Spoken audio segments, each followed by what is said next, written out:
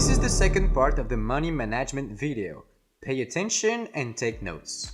Hello to all COF students. I am Marie Litouvinas Vegis translator, and it is with great pleasure that I will teach you the basics of Forex. Before starting the adventure, it is important to remember and remind yourself of another sentence. I am and I remain a student. We are going to repeat this often to you to remind you that you are a student learning a skill that will serve you, be useful to you, and will pay you for the rest of your life. It is important to take your time and go at your own pace. Always keep a winning mind frame and you will succeed in the Forex industry. Before starting, it is essential to know the following topics. If this is not the case, return to the previous videos. They are of major importance for the continuation of this training.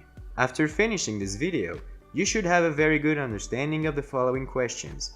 Feel free to pause the video to take notes and remind yourself, everyone is progressing at their own pace, and do not compare yourself to others. The double trades and the triple trades. When trading, you can place yourself in one position, but you can take several on the same trade if you want. Many people do this, and this is a good thing because on the same analysis, you can place different earning goals.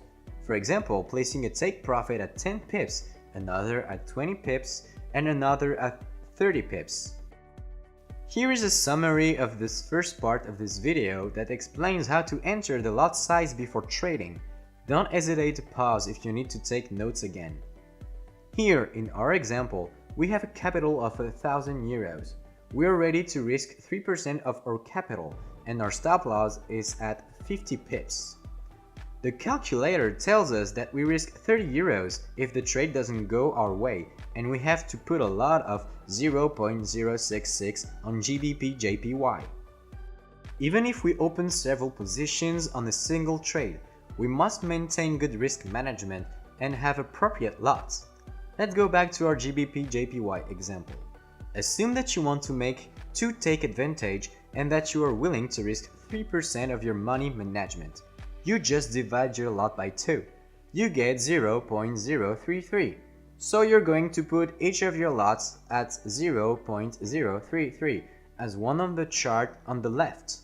You have a good money management because on this trade GBP JPY, you risk only 3% of your capital even if you take 2 positions. On the right, here's what you don't do. Enter each of your lots at 0.066 without dividing it by the number of positions, because on this trade, instead of risking only 3%, you risk 6% of your capital. See how important it is to properly calculate your lots and divide them if you take several positions.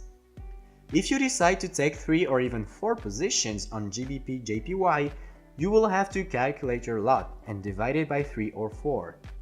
With money management, act intelligently, carefully and patiently.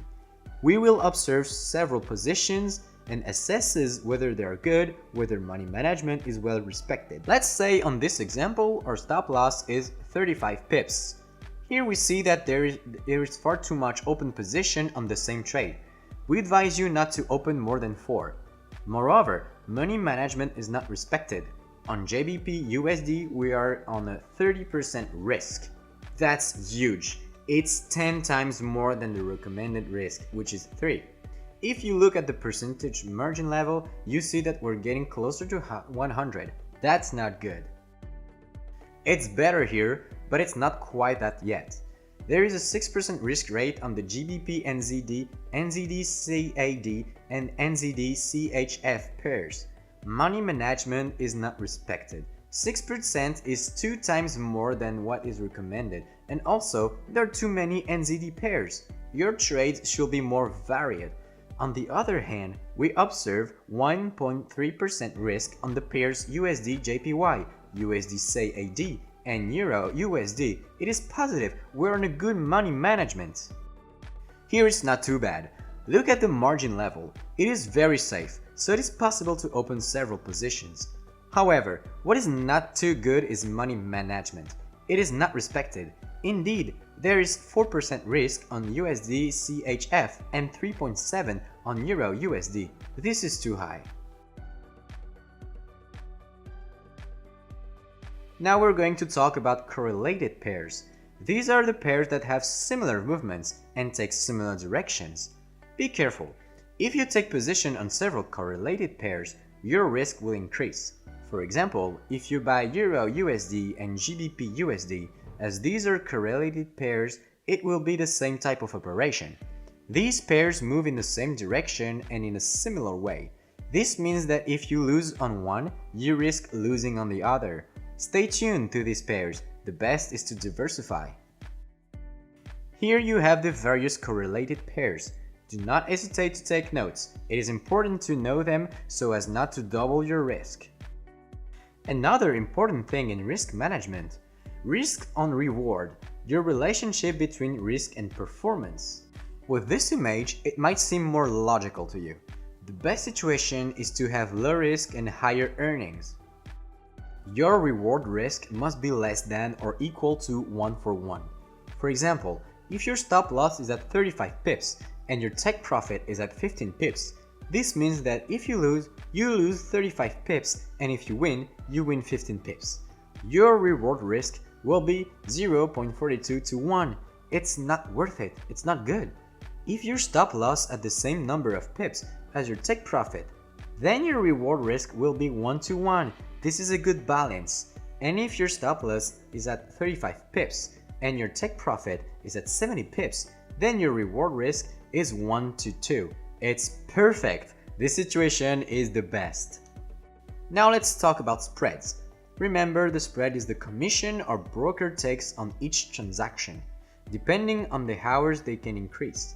On this example, the broker takes 2.1 pips on Euro USD.